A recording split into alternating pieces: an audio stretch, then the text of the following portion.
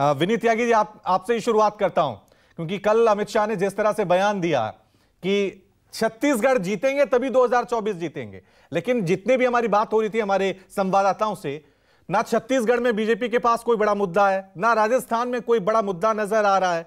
मध्य प्रदेश में आप सत्ता में हैं, लेकिन किस तरह से सत्ता में ये सभी जानते हैं। तो ऐसे कौन से मुद्दे हैं? क्या सिर्फ मंदिर, धर्मांतरण, यही मुद्दे हैं क्या बीजेपी के पास 2023 में?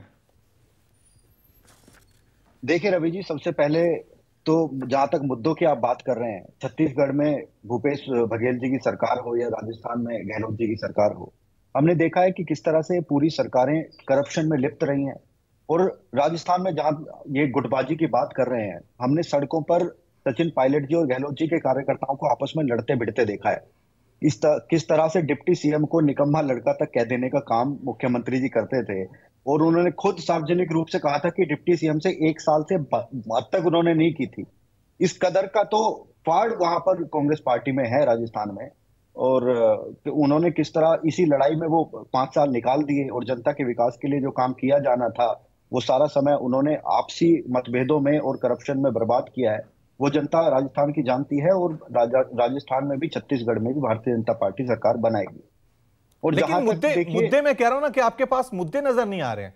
सिर्फ जहां भी जाते हैं आप, धर्मांतरण का मुद्दा, यूनिफॉर्म सिविल कोड, मंदिर, आम लोगों से जुड़े हुए मुद्दे बीजेपी अभी क्यों मतलब वो नजर नहीं आ रही उनको आगे लेते हुए?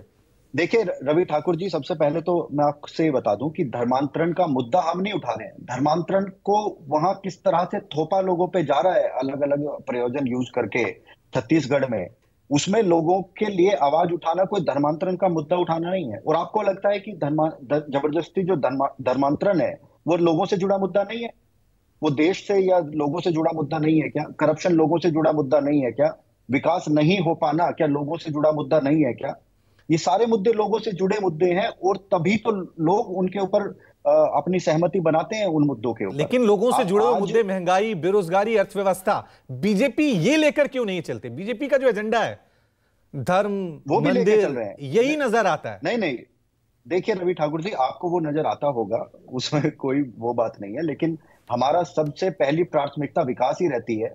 2014 में हमारी सरकार आई, 19 में हम विकास के मुद्दे पर ही हमने चुनाव लड़ा और जनता ने पहले से ज्यादा प्रचंड बहुमत के साथ हमें मैंडेट दिया, हमें चुनकर भेजा।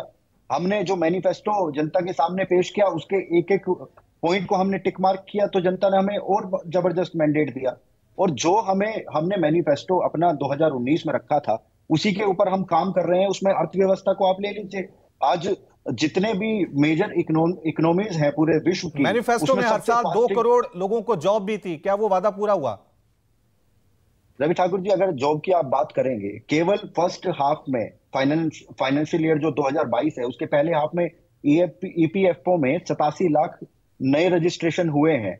और इसी साल घट भी गए, इसी साल जो प्रतिशत का जो आंकड़ा है वो घट भी गए ईपीएफओ में पिछले साल के मुकाबले। इसी साल के फर्स्ट हाफ की मैं बात कर रहा हूं, जब पूरा विश्व कोविड से निकलने के बाद जो सबसे तेजी से जो अर्थव्यवस्था संभली है वो भारत की है। इसको पूरा विश्व मान रहा है, पूरे विश्व के सभी अर्थशास्त्री मान रहे हैं। केवल भारत में कुछ लोग हैं जिनको ये मानने में तकलीफ होती है। उसके साथ 2014 में हमारे यहाँ केवल 400 स्टार्टअप हुआ करती थी, आज 85,000 से ज्यादा स्टार्टअप भारत में है। और हमारे पास उस वक्त 4 यूनिकॉर्न थी, आज 100 से ज्यादा यूनिकॉर्न है। ठीक है, मैं अब सुरेंद्र सिंह राजपूत जी को भी चर्चा में शामिल कर देता हूं, क्योंकि समय की थोड़ी सी आज हमारे पास कमी है। नमस्कार, मैं हूं मानक गुप्ता।